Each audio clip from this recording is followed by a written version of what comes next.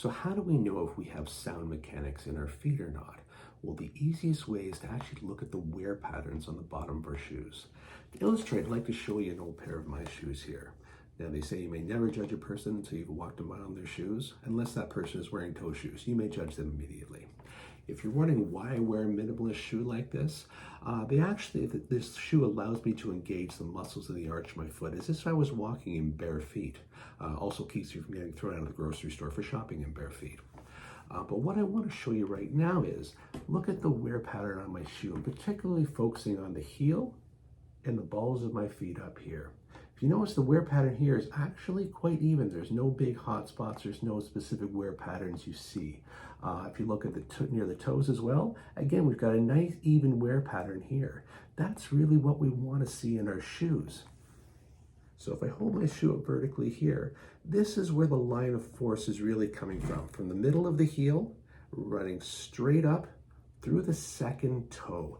And that's very key in your shoes. This is where your line of force wants to be, from the middle of the heel up through the second toe. Why through the second toe? If you notice, as I hold the foot right here, the natural line of force is just straight up and down. The foot's sitting very vertical at the moment. The other thing too, as the weight rolls from the heel, as I'm striding through the foot, these three toes really pushing off fairly evenly. The weight's nice and distributed to the front. A lot of people think we want to have our great toe as sort of our push-off point. But if I hold it from here, look what happens to the foot. See how it's naturally turned out at this point. All the weight's coming up on an angle, everything's driving through here, but as I'm pushing off, all the force is being through this great toe. The other toes aren't really engaging as we push off. The other thing that's happening too is because this toe's now on an angle to the direction we're traveling.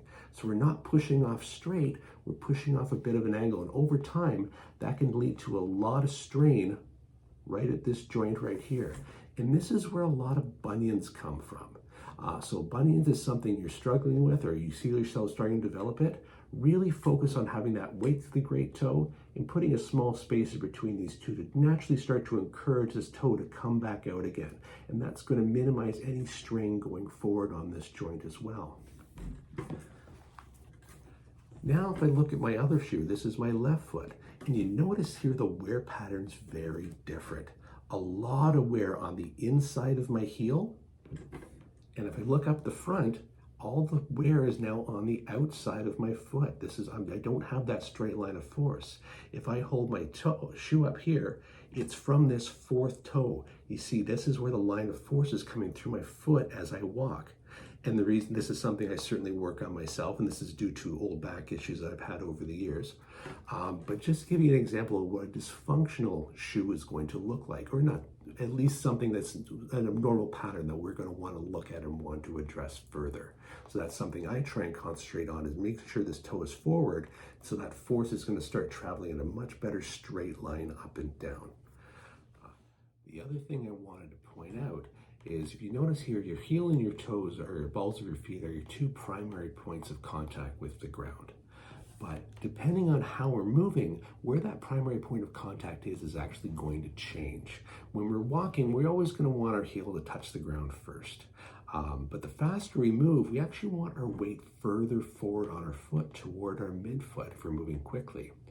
So when we're walking, as they're heeling striking here, if we're actually walking quick, what most people will tend to do is reach forward and drive their heel on the ground and then pull themselves along as they try and move forward.